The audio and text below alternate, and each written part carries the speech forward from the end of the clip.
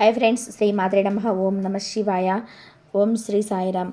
మేషరాశి వారికి ఏ విధంగా ఉండబోతుంది? మేషరాశి వారందరూ సింహాసనమై కూర్చోవడానికి సిద్ధంగా ఉండండి.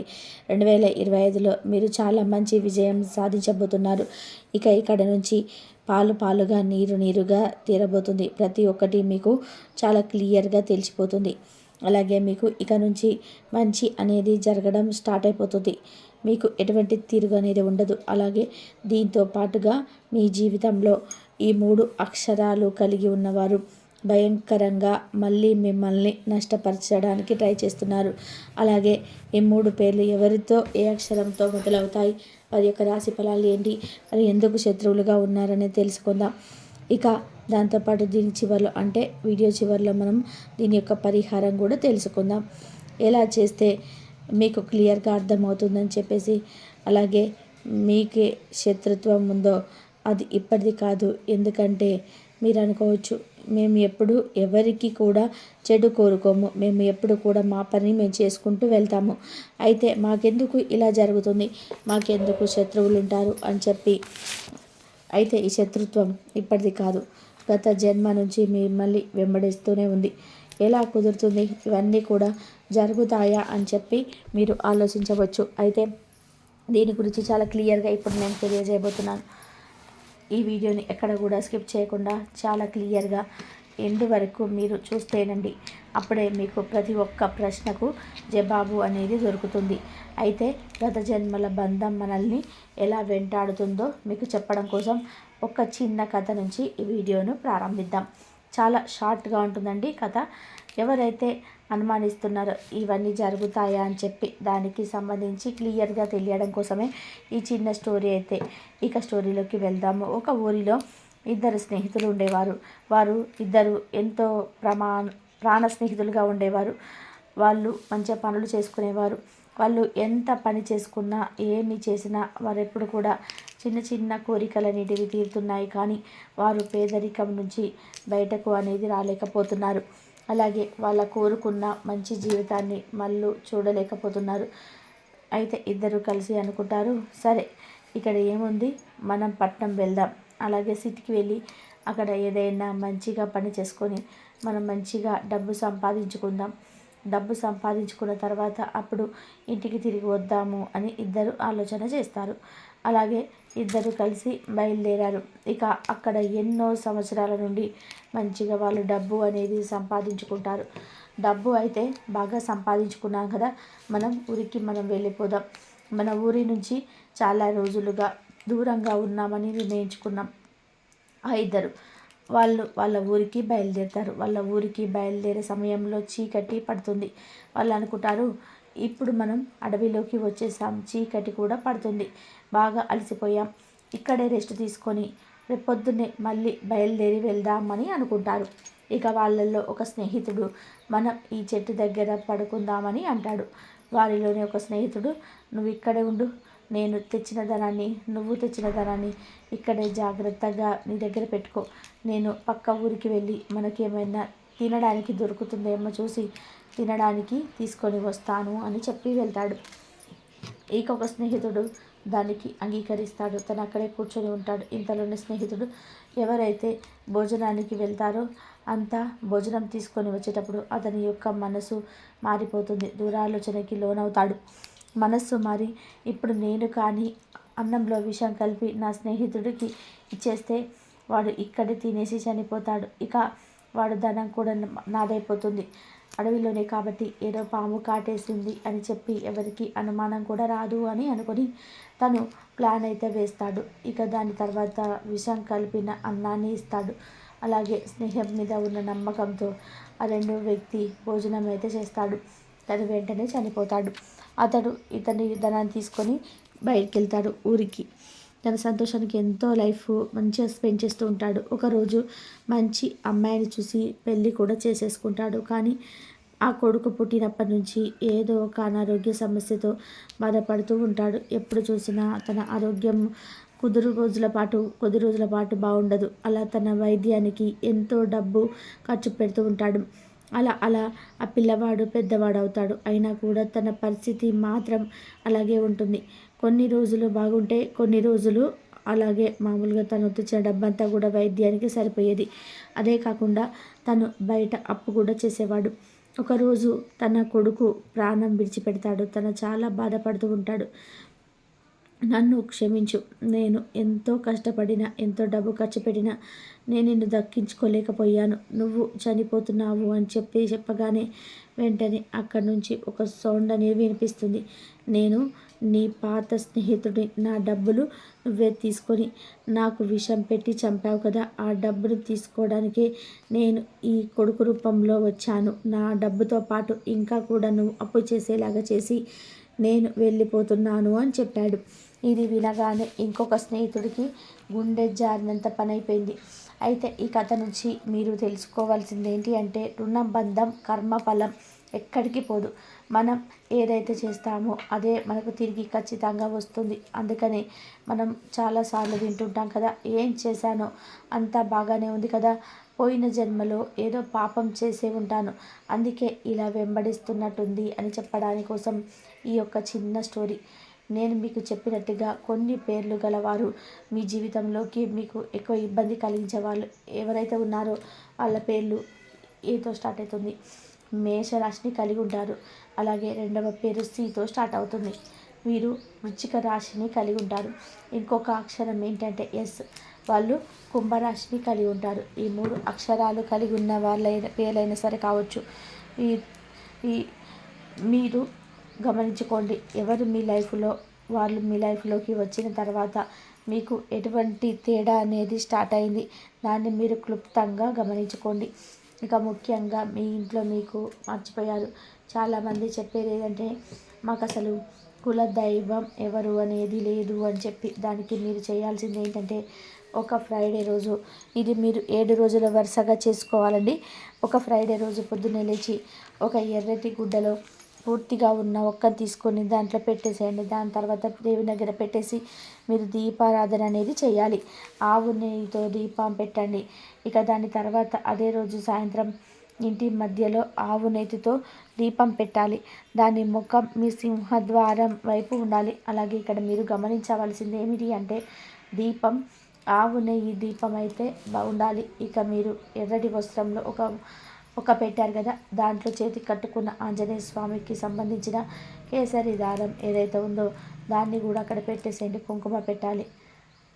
దాన్ని అమ్మవారి పటం దగ్గర పెట్టుకోవాలి. ఇక వాకిట్లో ఉన్న దీపం మీరు 7 రోజులు ఖచ్చితంగా పొద్దున సాయంత్రం పెట్టాలి. ఇలా చేసి మీ కులదైవాన్ని స్మరించుకోవాలి.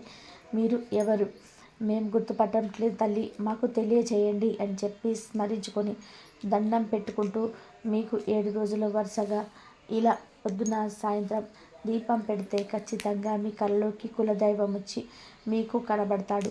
ఈ విధంగా ఖచ్చితంగా చేయండి.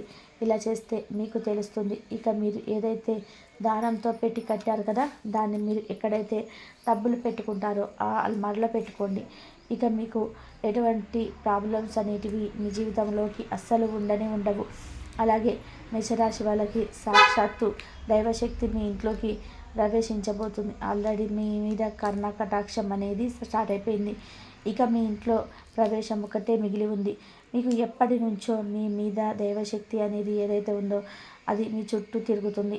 ఆ దైవశక్తి ఎప్పుడు మీ దగ్గరికి చేరుదామా, అలాగే మీ జీవితంలో కష్టాలను గురించి చక్కగా మీ దగ్గరికి వచ్చి మిమ్మల్ని కాపాడుకుంటూ, మీకు వచ్చిన ప్రతి ఒక్క ఆపదని కాపాడుతూ మిమ్మల్ని చల్లగా చూడడానికి ఆ దైవశక్తి చుట్టూ మీ పక్కనే తిరుగుతుంది.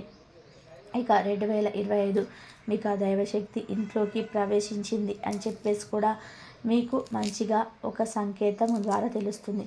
అయితే దైవశక్తి ఎంత సైలెంట్గా అయితే మీ జీవితంలోకి ప్రవేశించిందో, మీరు కానీ ఆ దైవశక్తిని గుర్తించకపోతే మీకు జీవితంలో వచ్చిన హ్యాపీనెస్ అంతే సైలెంట్గా, ఎలా అయితే ఆ దైవశక్తి ప్రవేశించిందో అంతే సైలెంట్గా తెలియకుండా వెళ్ళిపోవచ్చు.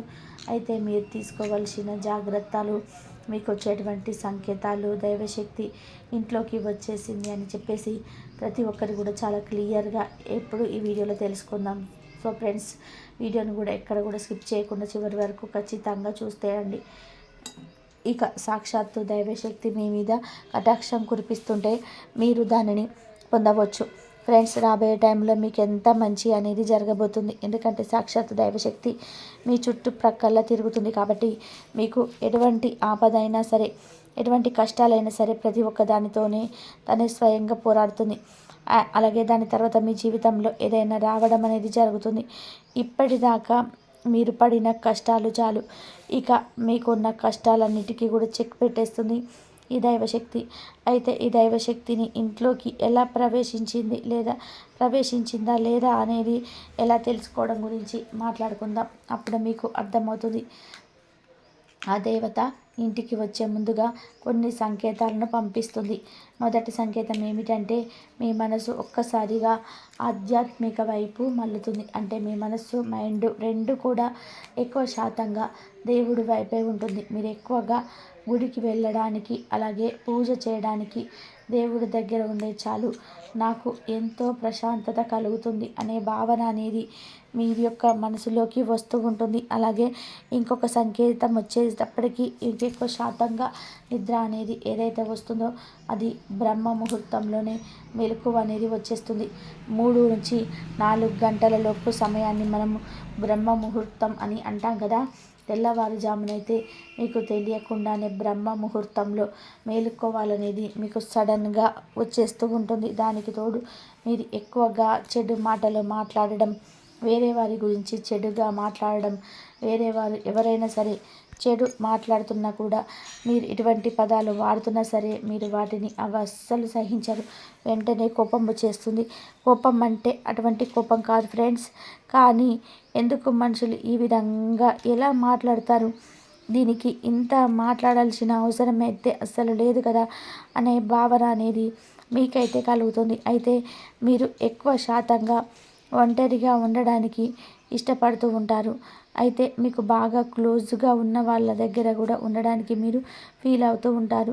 ఎక్కువ శాతంగా జనాల మధ్యలోకి వెళ్ళరు. ఎందుకంటే మీరు ఒంటరిగా లోన్లీగా ఉంటే ఆ దేవుడిని స్మరించుకుంటూ తన మీ దగ్గర ఉంటే ఇంకా ఏది అవసరం లేదు అన్న భావనలో మీరు కలిగి ఉంటారు. ఇంకా ఎక్కువ శాతంగా మీకు ఏదో ఒక డబ్బుకు సంబంధించిన కక్ష అనేది ఉంటుంది. అది కూడా మంచిగా ఉంటుంది. ఎందుకంటే ఏదైనా గుడికి లేదంటే దేనికోసమైనా సరే డబ్బులు అనేది ఇవ్వడానికి అవకాశం అనేది మీకు వస్తుంది. ఆ సమయంలో మాత్రం కూడా వెనకాడకుండా మీకు శక్తికి తగ్గట్టుగా మీ దగ్గర ఎంత అయితే ఉందో దానికి తగ్గట్టుగా విరాళం ఇవ్వడం కానీ, ఎవరైనా పేదవారికి సహాయం చేయడం కానీ, ఇటువంటి అవకాశాలు వచ్చినప్పుడు దాన్ని వదులుకోకుండా చక్కగా మీరు అలాగే చేయండి. అది కూడా మీకు ఒక శుభ సంకేతమే. దానికి తోడు ఎక్కువ శాతంగా జనాల మధ్యలో కూర్చొని వాళ్ళు మాట్లాడే అనవసరమైన మాటల మీద మీకు ఏమాత్రం కూడా ఇంట్రెస్ట్ అనేది ఉండదు. ఇక మీకు ఎంతసేపటికి సేవా భావన, అలాగే దేవుడిని స్మరించుకోవడం, మంచి మాటలు వినడం, ప్రశాంతంగా ఒంటరిగా మెడిటేషన్ చేసుకోవడం, ఎక్కువ శాతంగా పీస్ ఆఫ్ మైండ్ అనేది మీకు ఉంటుంది. అక్కడే అర్థమైపోతుంది కదా. చూడండి, మానవుడు అనేవాడికి ఎప్పుడు చూసినా డబ్బు మీద ఆశ, అలాగే దురాలోచనలు కలుగుతూ ఉంటాయి. తను ఎక్కువగా నేను ఇది ఎలా పొందాలి, అది ఎలా పొందాలి అని చెప్పేసి తన మనసుని అలాగే మైండ్ని పరిగెత్తిస్తుంటాడు. కానీ ఎప్పుడైతే వీటన్నిటి మీద మోహం అనేది తీరిపోతుందో మంచి దారిలో అనేది నడుస్తాడు. ఆ సమయంలోనే మనిషికి ఇవన్నీ కూడా ఎక్కువగా చేరువవుతూ ఉంటాయి. కాబట్టి ఈ సంకేతాలు అన్నీ కూడా మీకు చాలా ఈజీగా తెలుస్తాయి. ఈ సంకేతాలు మీకు రావడం స్టార్ట్ అయితే ఇక అర్థం చేసుకోండి, ఆ యొక్క దైవశక్తి మీ ఇంట్లోకి ప్రవేశించింది అని చెప్పి. ఇక నుంచి మీకు ఎటువంటి కష్టాలు ఉండవు. ఇప్పటిదాకా మీరు చేసిన ప్రత్యేక పనులైతే ఆటంకమైతే వచ్చిందో అవన్నీ కూడా తీరిపోతాయి. ఎటువంటి ప్రాబ్లమ్స్ అనేటివి ఉండవు. మీ ఫ్యామిలీ పరంగా కావచ్చు, అలాగే మీ ఇంట్లో మీ బిడ్డలు, మీ తల్లిదండ్రులు కావచ్చు, వారితో కూడా మీ సంబంధాలు మంచిగా మెరుగుపడతాయి. ఇక ఉద్యోగ రంగంలో వచ్చేటప్పటికి మీకు ప్రతి ఒక్కటి కూడా ఏదైతే స్టెప్ తీసుకోవాలని అనుకుంటున్నారో దానికి ఒక మంచి అవకాశం అనేది ఈ పరిస్థితి అని చెప్పుకోవచ్చు. మీకు ప్రమోషన్స్ అనేటివి ఉంటాయి, సాలరీ ఇంక్రిమెంట్ అనేది ఉంటుంది. ఇక్కడ నుంచి చెప్తున్నాను కదా, ప్రతి ఒక్క పని మీకు తెలియకుండానే ఈ పని ఇంకా జరగదు అనుకుని వదిలేసిన ప్రతి ఒక్క పనులు కూడా మీకు తెలియకుండానే సజావుగా సాఫీగా సాగిపోతూ ఉంటాయి.